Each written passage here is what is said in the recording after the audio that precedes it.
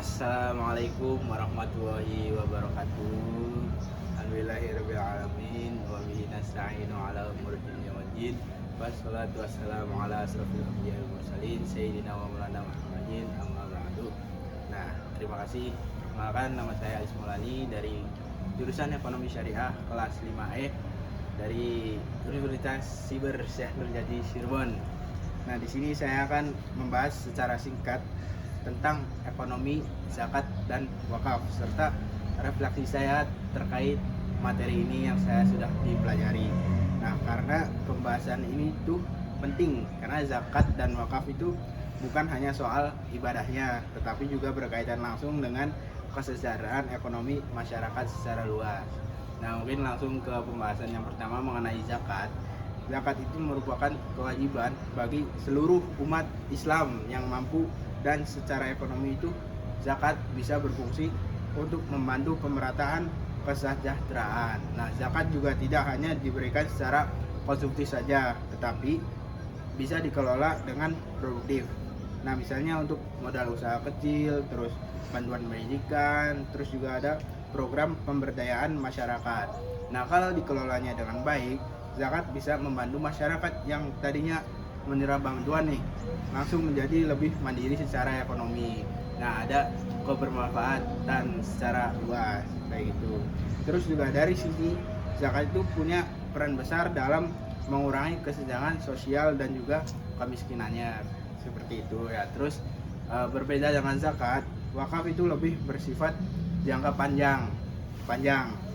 Nah, wakaf itu tidak berupa tanah saja, tapi juga bisa berupa wakaf uang. Nah, terus aset wakaf yang dikelola secara produktif itu dapat menghasilkan manfaat yang terus berkelanjutan.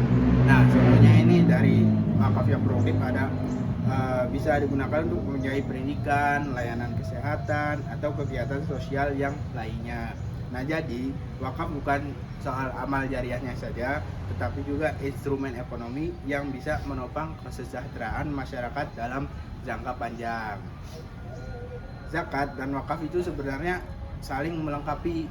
Nah, zakat lebih fokus membantu kebutuhan yang secara mendesak nih tiba-tiba. Nah, itu bisa ditangani dari zakat. Nah, sementara wakaf berperan untuk pembangunan yang jangka panjangnya secara luasnya.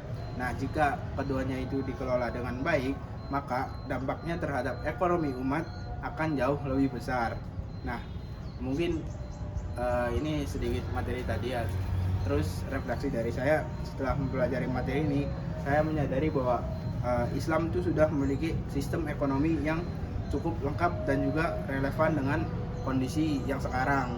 Nah, zakat dan wakaf itu mengajarkan bahwa harta yang kita miliki itu tidak untuk jadi diri sendiri, tetapi juga ada hak orang lain yang di dalamnya begitu. Terus juga saya lebih sadar akan pentingnya generasi muda, termasuk saya sendiri sebagai mahasiswa, itu untuk peduli dan juga mendukung pengelolaan zakat dan wakaf yang secara transparan dan profesional agar manfaatnya itu bisa dirasakan secara luas. Nah, mungkin demikian penjelasan singkat dari saya mengenai ekonomi zakat dan wakaf dan juga refleksi pribadi. Nah, mungkin video ini bisa menjadi tambahan wawasan secara luas. Mungkin kurang-kurangnya mohon maaf. Wabillahi taufiq wal hidayah. Wassalamualaikum warahmatullahi wabarakatuh.